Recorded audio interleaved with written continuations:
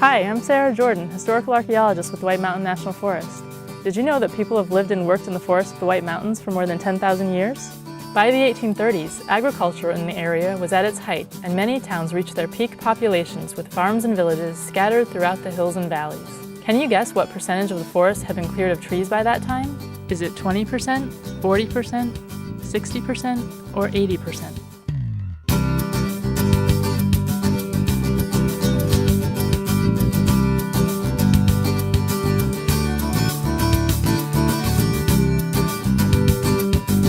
As you spend time in the forest campgrounds and on the trails, you are the most recent link in a 10,000-year chain of forest explorers and dwellers. Signs of these earlier visitors and inhabitants are visible throughout the White Mountain National Forest.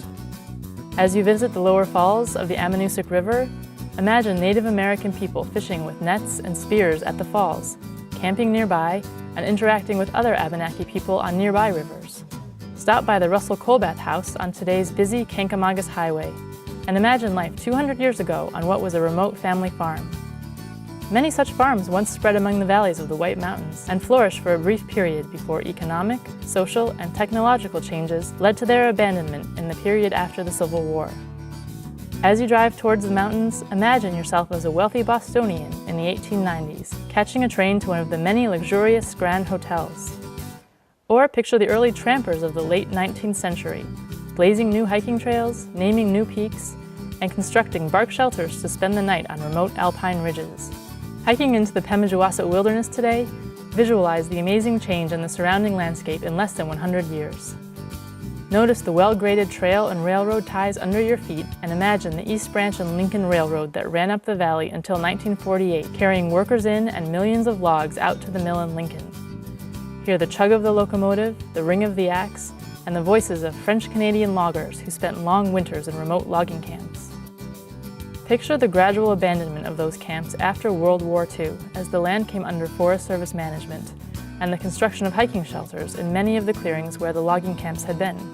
Imagine the change once again as the forest recovered and the area was designated wilderness in 1984, resulting in the removal of many of those shelters.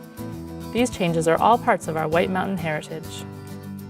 Put yourself in the place of one of the hundreds of young workers in the Civilian Conservation Corps camps across the forest during the Great Depression, having left his home and family in the city to earn a living wage building many of the roads, trails, campgrounds, and attractions we use and value today. As you enjoy your visit to the White Mountain National Forest, take from the history of this place a sense of connection to all those who have come before. We hope you see yourself as a part of their legacy. Visit, enjoy, photograph, and reflect. But please remember that these are special and fragile places, and federal laws prohibit the disturbance of these sites and the removal of artifacts. Please help protect these non-renewable resources and preserve them for the benefit of future generations by leaving them as you find them. So, did you guess how much of New Hampshire was cleared of trees by the 1830s?